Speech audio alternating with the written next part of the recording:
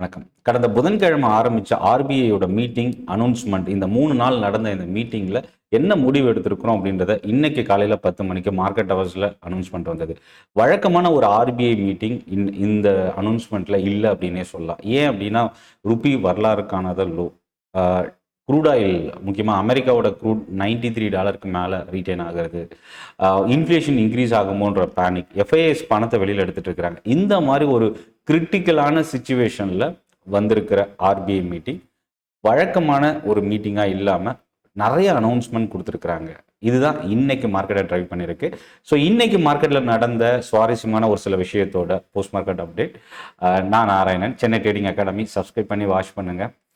என்னோட training session, free training, option ட்ரேடிங்கான training session, அதுக்கான லிங்க் டிஸ்கிரிப்ஷனில் இருக்குது. சென்னை தாம்பரமில் நடக்குது. என்னோட டெலகிராம் குரூப்போட லிங்க்கும் டிஸ்கிரிப்ஷனில் இருந்து கிளிக் பண்ணி நீங்கள் குரூப்பில் ஜாயின் பண்ணிக்கலாம். இப்போது வீடியோக்குள்ளே போகலாம்.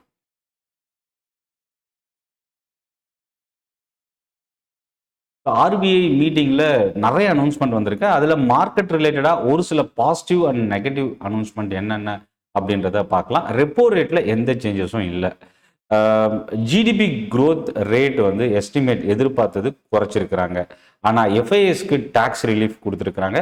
ஃபாரின் கேபிட்டல் இன்ஃப்ளோ அதிகரிக்க ஆர்பிஐ ஒரு சில நடவடிக்கை எடுத்திருக்கிறாங்க. ஸோ அதுக்கான அனௌன்ஸ்மெண்ட் கொடுத்துருக்குறாங்க. ஸோ இப்போ ஒன் பை ஒன்னாக பார்க்கலாம். 5.25% ஏற்கனவே இருந்த ரெப்போ ரேட் அதை அப்படியே ரீட்டைன் பண்ணியிருக்கிறாங்க. பாலிசி ஸ்டான்ஸ் வந்து நியூட்ரலாக பண்ணியிருக்கிறாங்க. இதுதான் ரொம்ப ஆச்சரியப்படக்கூடிய ஒரு விஷயம். ரொம்ப ஒரு கிரிட்டிக்கலான ஒரு சுச்சுவேஷனில் RBI policy stance neutral stance அப்படின்றது ரொம்ப ஒரு ஆச்சரியமும் சர்ப்ரைஸுக்கான ஒரு விஷயமா பார்க்கலாம். பட் இதில் வந்து என்னென்னா இன்னைக்கு அனௌன்ஸ்மெண்ட்டில் எந்த இன்ட்ரெஸ்ட் ரேட்டும் குறைக்கல. பட் ஆனால் அடுத்தடுத்த வரப்போகிற மீட்டிங்கில் இன்ட்ரெஸ்ட் ரேட் குறைக்கிறதுக்கான வாய்ப்பு இருக்குன்ற ஒரு இண்டிகேஷன் இன்னையோட அனௌன்ஸ்மெண்ட்ல இருந்து பார்க்க முடிஞ்சது. ஆனால் இதில் இன்னொரு விஷயம் என்னன்னா, இன்கேஸ் இன்ஃப்ளேஷன் இன்னும் இன்க்ரீஸ் ஆக ஆரம்பிச்சா ரேட் இன்க்ரீஸ் ஆகிறதுக்குமான பாசிபிலிட்டியும் இருக்கு.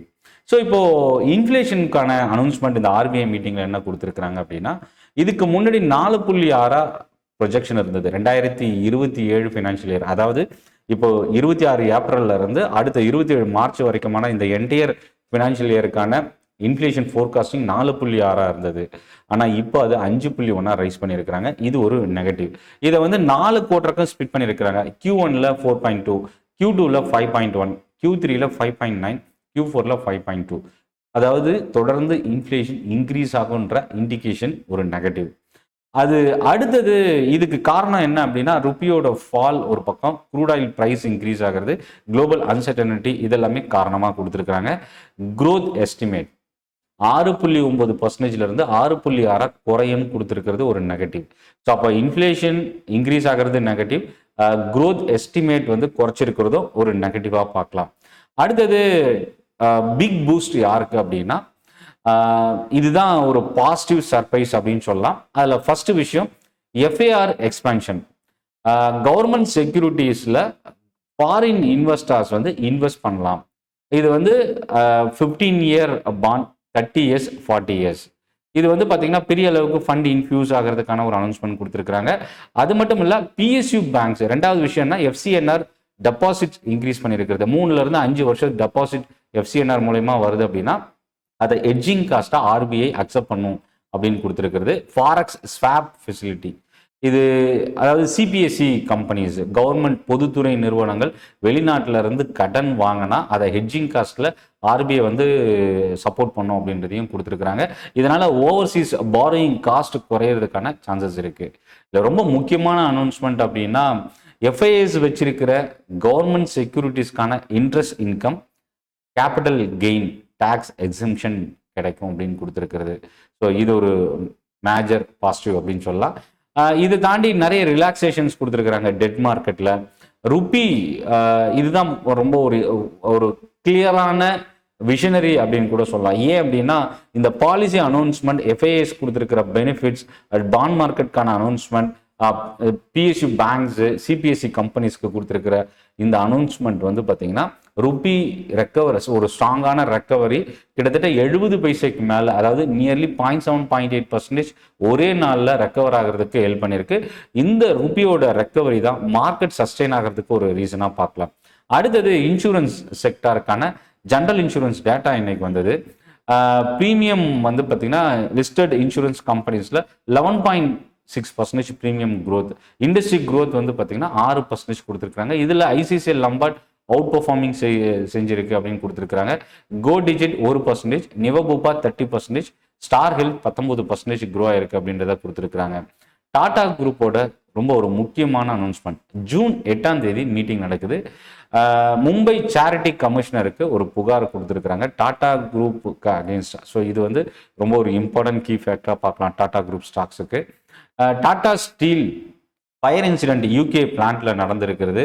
டாடா ஸ்டீல் இன்னைக்கு இந்த நியூஸ் வந்ததுக்கப்புறம் 2% கிட்ட இன்ட்ராடேல ஃபால் ஆச்சு. 21,000 கோடி ரூபாய்க்கு மேலே ஒரு தெர்மல் ப்ராஜெக்டான ஆர்டர் பிஹெச்எல் ரிசீவ் பண்ணியிருக்கிறது. 3% நியர்லி பாசிட்டிவாக இருந்தது. புரோக்கரேஜஸோட கமெண்ட்ரி நேதி டைட்டனோட மேனேஜ்மெண்ட் கமெண்ட்ரி இது இன்னைக்கு டைட்டன் இன்க்ரீஸ் ஆகிறதுக்கு காரணமாக இருந்தது. 24% வரைக்கும் டைட்டனோட டார்கெட் வந்து ரைஸ் பண்ணியிருக்கிறாங்க.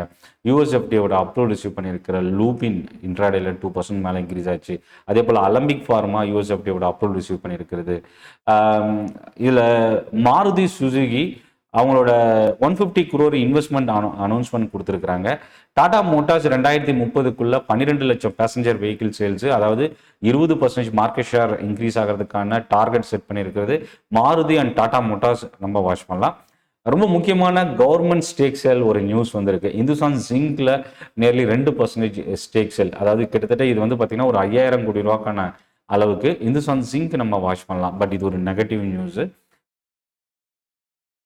அதானி என்டர்பிரைசஸ் முக்கியமாக இன்னைக்கு ஒரு அதானி டே அப்படின்னு சொல்லலாம். ஏன்னா அதானி எனர்ஜி சொல்யூஷன்ஸ் ஆனால் அதானி என்டர்பிரைசஸ்ல இன்னைக்கு ஒரு பிளாக் டீல் ட்ரேட் ஆயிருக்கு. 4,790 கோடி ரூபா அளவுக்கு பிளாக் டீல் அதானி என்டர்பிரைசஸ்ல. அதே போல nearly 1,000 crore block deal Adani எனர்ஜியில் ட்ரேட் ஆயிருக்கு. ஸோ வரப்புற மண்டே அதானி குரூப் ஸ்டாக்ஸ் நம்ம வாட்ச் பண்ணலாம்.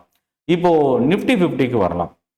அடுத்தது நேத்தி வந்து பார்த்தீங்கன்னா கிட்டத்தட்ட 50-50 தான். 50 ஸ்டாக்ல நியர்லி ஒரு 24-26 ஸ்டாக்ஸ் பாசிட்டிவாக இருந்தது, 24 ஸ்டாக்ஸ் நெகட்டிவாக இருந்தது.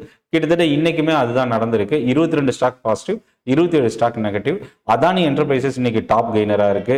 அதே போல இந்துஸ்தான் யூனிலீவர் ஃபினான்ஷியல் ஸ்டாக்ஸ்ல இன்னைக்கு பையிங் இருந்தது. Bajaj finance, Axis bank, Mahindra and Mahindra, Shriram finance, இந்த ஸ்டாக்ஸ்லாம் இன்னைக்கு பையிங் இருந்தது. ஸோ செலக்டிவாக ஒவ்வொரு செக்டார்ல இருந்தும் இன்னைக்கு டர்ன் ஆயிருந்தது. நெகட்டிவ் சைடில் பார்க்கும்போது விப்ரோட பைபேக் டேட் அனௌன்ஸ் பண்ணியிருந்தது. இன்னைக்கு ஓப்பனிங்ல ஒரு 5-6% டவுன்ல இருந்தது. பட் அதுக்கப்புறம் ரெக்கவர் ஆயிருந்தாலும் 3% கிட்ட நெகட்டிவாக க்ளோஸ் ஆயிருக்கு. ஹிண்டால்கோ மோர் தென் 2% ஃபால் ஆயிருக்கு. Coal India, Tata Steel, JSW Steel, so metal ஸ்டாக்ஸ்லாம் இன்னைக்கு வந்து வீக்னஸ் கொஞ்சம் அதிகமாக இருந்தது.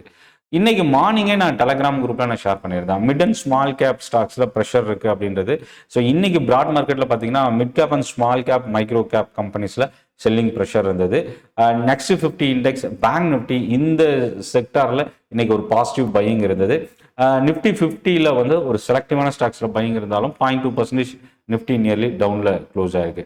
செக்டார் பக்கம் ஒரு மிக்சட் ட்ரெண்ட் இருந்தது. மோஸ்ட் ஆஃப் த செக்டார் பாசிட்டிவா இருந்தாலும் மெட்டல் இண்டெக்ஸ் தான் இன்னைக்கு அதிகமாக ஃபால் ஆயிருக்கு. 1.6% கிட்ட மெட்டல் இண்டெக்ஸ். தொடர்ந்து 3வது நாளா ஐடி ஸ்டாக்ஸ்ல செல்லிங் ப்ரெஷர் இருக்கு. இன்னைக்கும் நியர்லி ஓப்பனிங்ல பாசிட்டிவா ஓப்பன் ஆன ஐடி செக்டர் இன்னைக்கு வீக் ஆயிருக்கு. விப்ரோவோட ஃபால் ஒரு காரணம். டிசிஎஸ், பர்சிஸ்டன்ட், ஓஎஃப்எஸ், இந்த ஸ்டாக்ஸ்லாம் இன்னைக்கு செல்லிங் ப்ரெஷர் இருந்தது. அதே போல மெட்டல் செக்டர்ல பாத்தீங்கன்னா 15 ஸ்டாக்ல 3 ஸ்டாக் மட்டும் தான் பாசிட்டிவ், மற்ற 12 ஸ்டாக் இன்னைக்கு நெகட்டிவா க்ளோஸ் ஆயிருக்கு. இந்துஸ்தான் ஜிங்கோட கவர்மெண்ட் ஸ்டேக் சேல் இம்பாக்ட் இன்னைக்கு 6% கிட்ட ஃபால் ஆயிருக்கு. நால்கோ, செயில், வேதாந்தா, ஹிண்டால்கோ, அதாவது அலுமினியம் ரிலேட்டட் ஸ்டாக்ஸோட ஃபால் இன்னைக்கும் கண்டினியூ ஆயிருக்கு. நேத்தி 5% கிட்ட நேஷனல் அலுமினியம் ஃபால் ஆச்சு. இன்னைக்கும் பார்த்தீங்கன்னா நியர்லி 4% கிட்ட ஃபால் ஆயிருக்கு. இதை தாண்டி மற்ற செக்டார் எல்லாமே இன்னைக்கு ஒரு பாசிட்டிவ் இம்பாக்ட். முக்கியமாக நிஃப்டி ரியல்டி இண்டெக்ஸ் 0.5% இன்க்ரீஸ் ஆயிருக்கு. பிஎஸ்யூ பேங்க்ஸ் இன்னைக்கு நியர்லி 0.5%. ரொம்ப முக்கியமான ஒரு செக்டார்னா மீடியா இண்டெக்ஸ் தான் 3% கிட்ட இன்னைக்கு பாசிட்டிவ். மீடியா இண்டெக்ஸ் இன்க்ரீஸ் ஆகிறதுக்கு என்ன காரணம் அப்படின்னா G entertainment 7%, network 18, 13, nearly 12-13% increase ஆனது. பட் ஆனால் சன் டிவி 1% அளவுக்கு நியர்லி பாசிட்டிவாக க்ளோஸ் ஆயிருந்தது. ஸோ மீடியா இண்டெக்ஸ் தான் இன்னைக்கு ஒரு சோலோ பர்ஃபார்மர் அப்படின்னு சொல்லலாம் பாசிட்டிவ் சைடில். நெகட்டிவ் சைடில் மெட்டல் இண்டெக்ஸ் இன்னைக்கு வீக்னஸ் கொஞ்சம் அதிகமாக இருந்தது. ஸோ இப்போ நிஃப்டிக்கு வரலாம். நிஃப்டியை பொறுத்த வரைக்கும் இன்னைக்கு ஒரு பேரிஷ் கேண்டல். கடந்த 2 செஷனோட ஹையை உடைச்சிருந்தாலும் பேரிஷ் கேண்டல். ஆனால் இன்னைக்கு பார்த்தீங்கன்னா லோயர் வீக் வந்து கொஞ்சம் லாங்காக ஃபார்ம் ஆயிருக்கு. பாடி ஆஃப் த கேண்டில் மெஜாரிட்டியாக அலோகேட் ஆயிருந்தாலும் பட் லோயர் வீக் கொஞ்சம் லாங்காக டர்ன் ஆயிருக்கிறது. மேபி மார்க்கெட் மறுபடியும் இந்த சைட்வேஸ் தான் கன்ஃபார்ம் பண்ணியிருக்கு. ஸோ இப்போ டவுன் சைடை பொறுத்த வரைக்கும் 23,000 வரப்போகிற வாரம் ரொம்ப ஒரு குரூஷியலான லெவல் க்ளோசிங் பேசிஸில். அதே போல் 23,700க்கு மேலே ட்ரெண்ட் பாசிட்டிவாகவும் 23,000க்கு பிலோ ட்ரெண்ட் வீக்காகவும் இருக்கும். பட் இந்த 2 லெவல் இந்த 700 பாயிண்ட்டுக்குள்ள ஒரு சைட்வேஸ் கன்சாலிடேஷன் இருக்கிறதுக்கான சான்சஸ் இருக்குது. ஸோ இந்த வீடியோ உங்களுக்கு யூஸ்ஃபுல்லாக இருக்கும் அப்படின்னு நினைக்கிறேன். சென்னை ட்ரேடிங் அகாடமி சப்ஸ்கிரைப் பண்ணி வாட்ச் பண்ணுங்கள். என்னோட training session 13 June morning, Saturday morning 10 o'clock இருக்குது. இது ஒரு ஃப்ரீ ட்ரைனிங். ஆப்ஷன் ட்ரேடிங் பற்றின அட்வான்ஸ் லெவல் நம்ம லேர்ன் பண்ணிக்க போகிறோம். அதுக்கான லிங்க் டிஸ்கிரிப்ஷனில் இருக்குது. என்னோட டெலகிராம் குரூப், வாட்ஸ்அப் சேனலோட குரூப் லிங்க்கும் டிஸ்கிரிப்ஷன்லேருந்து நீங்கள் யூஸ் பண்ணிக்கலாம். உங்களோட ஃபீட்பேக், இந்த வீடியோ பற்றின ஃபீட்பேக்கை நீங்கள் கமெண்ட்டில் போஸ்ட் பண்ணுங்கள். இந்த வீடியோ பிடிச்சிருந்தால் லைக் பண்ணுங்கள். உங்கள் ஃபீட்பேக்கை மெசேஜ் பண்ணுங்கள். நன்றி, வணக்கம்.